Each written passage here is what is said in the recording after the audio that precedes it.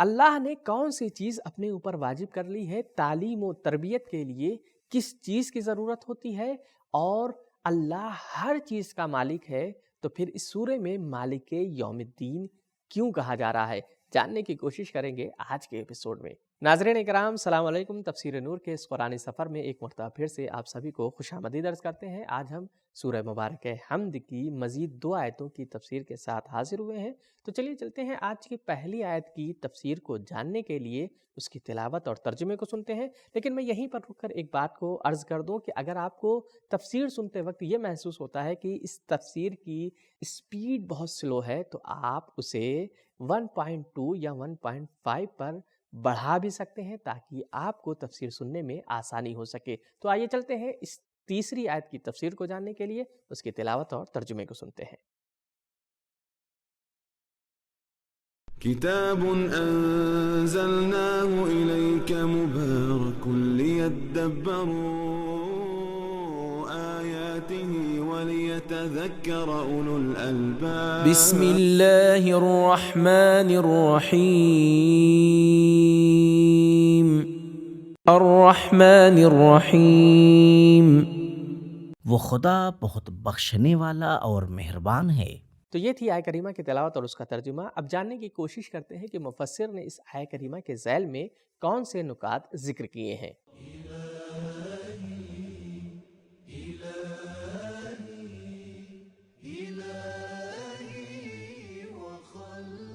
نکات: اللہ تعالیٰ نے رحمت کو اپنے اوپر واجب قرار دے رکھا ہے۔ کتب ربکم علی نفسہ الرحمہ، یعنی تمہارے پروردگار نے رحمت و مہربانی کو اپنے اوپر واجب قرار دیا ہے۔ سورہ انعام آیت نمبر 54۔ اور اس کی رحمت کا سایہ ہر چیز پر ہے۔ وَرَحْمَتِي وَسِعَتْ كُلَّ شَيْءٍ، سورہ اعراف آیت نمبر 156۔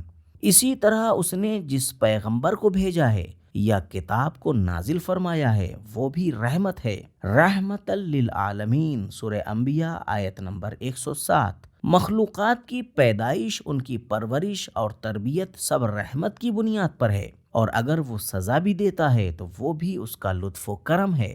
گناہوں کی معافی ہو یا بندوں کی توبہ قبول کرنا ہو، یا ان کے عیبوں کو چھپانا ہو، یا ان کی غلطیوں کی اصلاح کرنے کے لیے انہیں موقع دینا ہو، یہ سبھی اس کی رحمت اور مہربانی کے مظہر و جلوے ہیں۔ تو یہ تھی آیہ کریمہ کے وہ خوبصورت نکات۔ بڑھتے ہیں آیہ کریمہ میں پائے جانے والے پیغامات کی جانب۔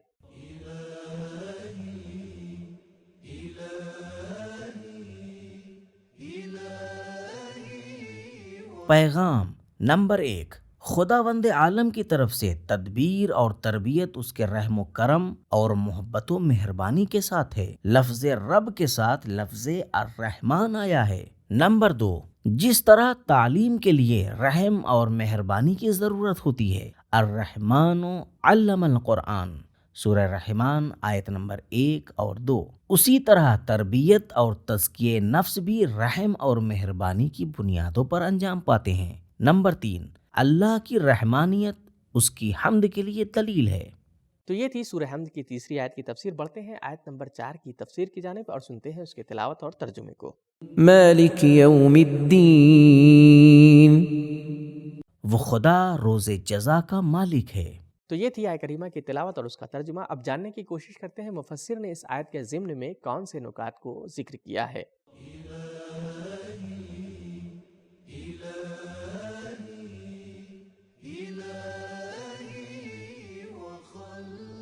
نکات: اللہ کی مالکیت حقیقی ہے، جبکہ دوسروں کی مالکیت حقیقی نہیں بلکہ اعتباری ہوتی ہے، جو ان کے ہاتھ سے نکل سکتی ہے۔ مالک یوم الدین، اس کے باوجود کہ خداوند ہر چیز کا ہر وقت حقیقی مالک ہے، مگر قیامت کے دن اس کی مالکیت کا رنگ ہی کچھ اور ہوگا۔ وَتَقَطَّعَتْ بِهِمُ الْأَسْبَابُ، اس دن تمام واسطے اور اسباب ختم ہو جائیں گے۔ سورہ بقرہ آیت نمبر 166۔ فَلَا أَنْصَابَ بَيْنَهُمْ، تمام رشتے اور سبب و نسب ختم ہو جائیں گے۔ سورہ مومنون آیت نمبر 101۔ لا ينفع مال ولا بنون، مال اور اولاد کوئی فائدہ نہیں پہنچائیں گے۔ سورہ شعراء آیت نمبر 88۔ لن تنفعکم ارحامکم، قرابت دار اور رشتہ دار بھی کوئی فائدہ نہیں پہنچائیں گے۔ ممتحنہ 3، انکار کرنے والی زبان کو عذر اور بہانہ بنانے کی اجازت نہ ہوگی اور نہ ہی ان کی فکر کو تدبیر کی فرصت ہوگی۔ صرف ایک راستہ باقی رہ جائے گا جو فائدہ پہنچا سکتا ہے، اور وہ ہے اللہ تعالیٰ کا فضل و کرم کہ جو اس دن کا مالک و مختار ہے۔ لفظ دین کئی معانی میں استعمال ہوتا ہے۔ نمبر 1، آسمانی قوانین کا مجموعہ، جیسا کہ فرماتا ہے ان الدین عند اللہ الاسلام۔ نمبر 2، عمل اور اطاعت، للہ الدین الخالص۔ نمبر 3، حساب اور جزا، مالک یوم الدین۔ قرآن مجید میں لفظ یوم الدین قیامت کے دن کے معنی میں ہے، جو سزا اور جزا کا دن ہے۔ یسألون ایان یوم الدین، یعنی آپ سے پوچھتے ہیں کہ قیامت کا دن کب ہوگا۔ سورہ زاریات آیت نمبر 12۔ قرآن کریم اس دن کا تعارف کراتے ہوئے فرماتا ہے ثم ما ادراک ما یوم الدین یوم لا تملک نفس لنفس شیئا والامر یومئذ للہ، یعنی تم نہیں جانتے کہ دین یعنی قیامت کا دن کیسا ہے۔ وہ ایسا دن ہے جس میں کوئی کسی پر قابو نہیں رکھتا ہوگا۔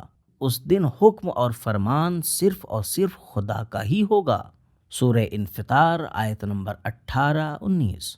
مالک یوم الدین ایک قسم کے انداز یعنی ڈرائے جانے پر مشتمل ہے، لیکن اس کے الرحمن الرحیم کے پہلو میں واقع ہونے کی وجہ سے معلوم ہوتا ہے کہ خوشخبری اور ڈرائے جانے کو ساتھ ساتھ ہونا چاہیے، جیسا کہ ایک دوسری آیت شریفہ میں ہے نبئ عبادی انی انا الغفور الرحیم وان عذابی هو العذاب العلیم۔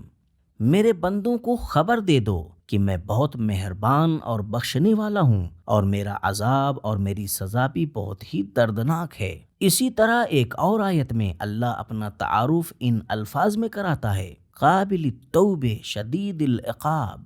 خداوند عالم لوگوں کی توبہ کو قبول کرتا ہے اور گناہ گاروں کو سخت عذاب دینے والا ہے۔ سورہ غافر آیت نمبر 3۔ قرآن کا سب سے پہلا سورہ ہے جس میں اللہ کی مالکیت کے عنوان کو ذکر کیا گیا ہے، مالک یوم الدین۔ پھر قرآن کی سب سے آخری صورت میں بھی اس کی ملکیت کا ذکر کیا ہے، ملک الناس۔ تو ہم نے آیہ کریمہ کے نکات کو جان لیا ہے، اب بڑھتے ہیں آیہ کریمہ میں پائے جانے والے پیغامات کی طرف اور اسے بھی جاننے کی کوشش کرتے ہیں۔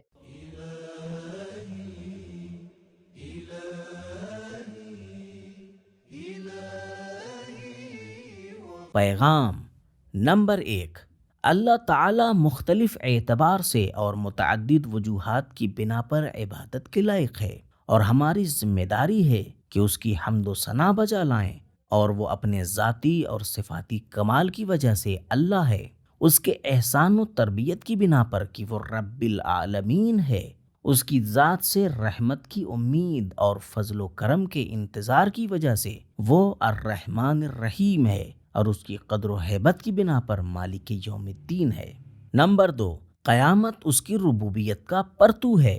نمبر 3، قیامت اس کی رحمت کا جلوہ ہے۔ تو ناظرین، آج کے ایپیسوڈ میں ہمیں یہ معلوم ہوا کہ پروردگار عالم نے وہ چیز جو اپنے اوپر واجب کی ہے وہ ہے اس کی رحمت۔ لہٰذا ہم دیکھتے ہیں کہ اس نے اپنے نبی کو بھیجا، یہ ایک رحمت، کتاب قرآن کو بھیجا، یہ ایک رحمت، تربیت اور پرورش کی، یہ ایک رحمت، لوگوں کو، موجودات کو خلق کیا، یہ ایک رحمت، اس کی عطا بھی رحمت ہے اور اس کی سزا بھی رحمت ہے۔ ویسے تو پروردگار عالم پوری کائنات کا مالک ہے، ہر شے کا مالک ہے، لیکن قیامت کی مالکیت کچھ الگ ہی رنگ میں ہوگی، لہٰذا اللہ نے اس سورہ میں خطاب کیا مالک یوم الدین کہ میں روز جزا کا مالک ہوں، جہاں پر میری مالکیت ایک الگ انداز سے دیکھنے کو ملے گی۔ تو یہ تھا آج کا ایپیسوڈ، ملتے ہیں اگلے ایپیسوڈ میں، تب تک کے لیے شکریہ، خدا حافظ۔